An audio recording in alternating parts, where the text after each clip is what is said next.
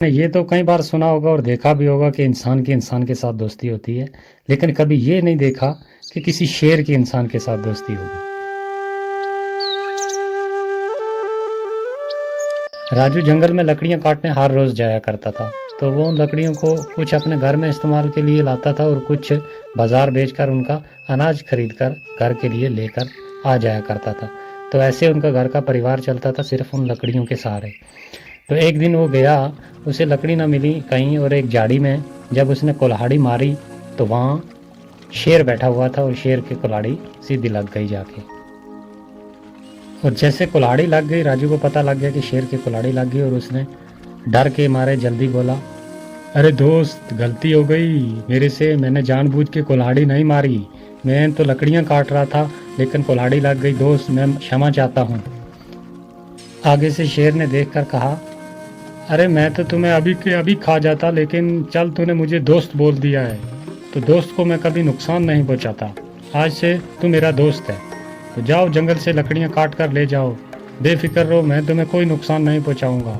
मैं बाकी जानवरों को भी बोल दूंगा कि तुम्हें कोई नुकसान नहीं पहुंचाएगा, तुम आराम से हर रोज की तरह आओ और जंगल से लकड़ियां काट कर ले जाओ। और इसी बात पे उन दोनों की दोस्ती हो गई, गहरी दोस्ती हो गई। तो वो हर रोज जंगल में जाता और लकड़ियां काट कर लेकर आ जाया करता था।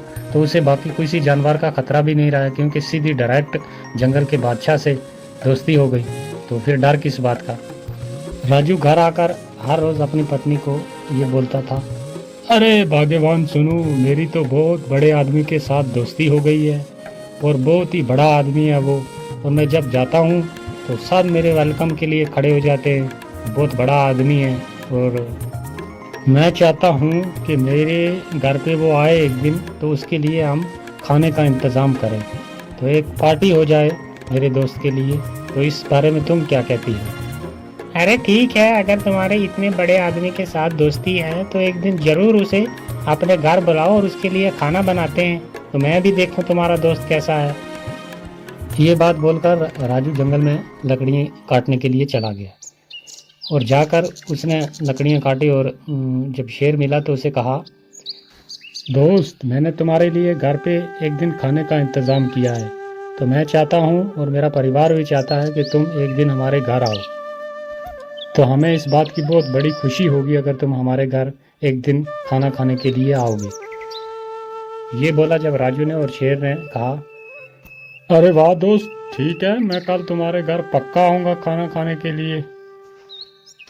ये बात बोलकर राजू वहाँ से लकड़ियाँ लेकर घर की तरफ चला गया, और घर पहुँचा और उसने अपनी बीवी से कहा, अरे सुनो, मैंने अपने दोस्त को कल खाने पे बुला लिया है और उसने हाँ भी कर दिया, वो कल पक्का आएगा हमारे घर खाना खाने के लिए, तो मैं उसके लिए कुछ खाने का इंतज़ाम करता हूँ।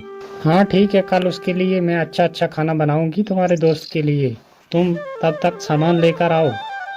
ये बात बोलकर राजू चला गया और जाकर एक बकरे का गोश्त उसने लाकर रख दिया घर में, और पत्नी ने कहा, अरे गोश्त तो तुम ले आए हो, कैसा बनाना है इसे, किस किस्म का बनाना है ये?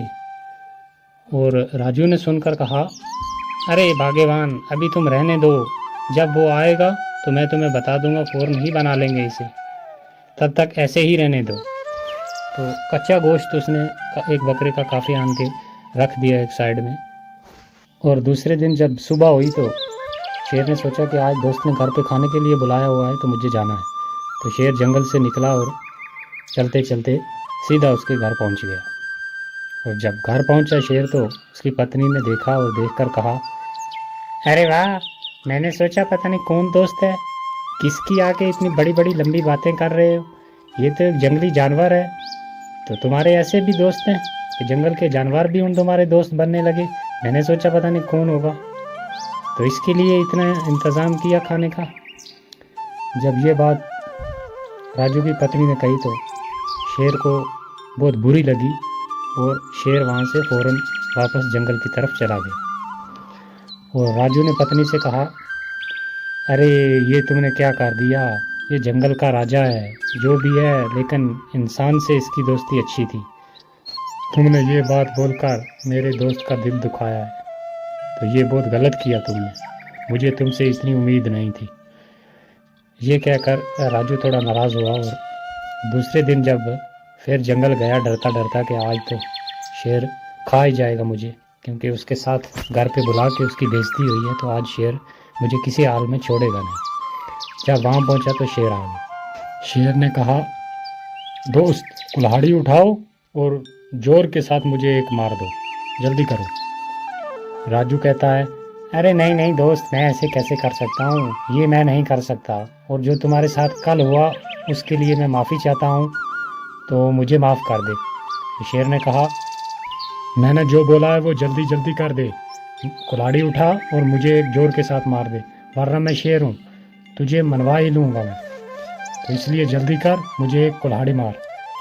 राजू ने डरते हुए सोचा कि अगर ना कुल्हाड़ी मारी तो तब भी मुझे खा जाएगा, और अगर कुल्हाड़ी मारी तो तब भी ये खा जाएगा, लेकिन डरता क्या ना करता। तो उसने उठाई कुल्हाड़ी और दे मारी शेर की। काफ़ी डूंगा जख्म हो गया शेर की, लहू निकल आया, और शेर ने कहा, जा दोस्त, तुझे डरने की कोई ज़रूरत नहीं है, तू जैसे पहले जंगल में आया करता था वैसे ही आज भी आकर लकड़ियाँ काट और लेकर अपना ज़िंदगी का गुजारा कर, तुम्हें कोई नुकसान नहीं करेगा, ना मैं और ना बाकी जानवर, जाओ। ये बात बोली शेर ने, और राजू वहाँ से चला आया और उसने लकड़ियाँ काटी दूसरी जगह से और लेकर घर चला आया। ऐसे कई दिन गुजर गए, कई महीने गुजर गए। एक दिन वो शेर फिर सामने आ गया और कहा कि दोस्त इधर आओ मेरे पास। राजू ने देखा और उसके पास चला गया, और शेर ने कहा, दोस्त देख, वो ज़ख्म तूने मुझे कहाँ पर दिया था, ज़रा गौर के साथ देख, है मेरे जिस्म पर। राजू ने देखा अच्छे तरीके के साथ, तो उसे वो ज़ख्म कहीं भी ना मिला, क्योंकि काफ़ी देर गुजर गई थी और ज़ख्म भर गया था।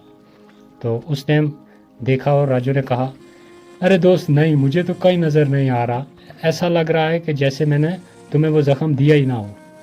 हाँ दोस्त, यही बात है, मैं भी यही कहना चाहता था कि ज़ख्म ऐसा लग रहा है मुझे भी, और जैसे तुमने दिया ही ना हो, क्योंकि काफ़ी वक्त गुजर गया, वो ज़ख्म जो था वो भर गया, लेकिन एक ज़ख्म बाकी है। जो तुम्हारी घरवाली ने मुझे बात सख्त बोली थी कि तुम्हारे जंगली जानवर दोस्त, ऐसे भी दोस्त होते हैं किसी के, वाह, मैंने सोचा कोई किसी इंसान के साथ दोस्ती होगी, तो वो बात अभी तक मेरे जहन से नहीं गई, और ना ही उसका ज़ख्म भरा है। तो जाओ, आज से तेरी मेरी दोस्ती ख़त्म, तुम अपने जंगल में जैसे पहले लकड़ियाँ काटा करते थे वैसे ही काटो, तुम अपने रास्ते में अपने रास्ते। ये बात बोलकर शेर वहाँ से चला गया, और राजू को भी बहुत दुख हुआ और वो भी अपने घर वापस आ गया। तो कहानी से सीख ये मिलती है दोस्तों कि किसी को कोई बात बोलने से पहले उस बात पे थोड़ा ध्यान कर लें, क्योंकि ज़ख्म तो भर जाते हैं लेकिन ज़ुबान से सख्त की हुई बात कभी मिटती नहीं। तो दोस्तों, आपसे रिक्वेस्ट है कि अभी चैनल हमारा बहुत छोटा है, ऐसी ऐसी बहुत ही अच्छी कहानियां हैं हमारे पास जो हम जल्द इस चैनल पे डालेंगे। तो आपसे रिक्वेस्ट है कि चैनल को सब्सक्राइब कर लें और वीडियो को लाइक ज़रूर कर दें।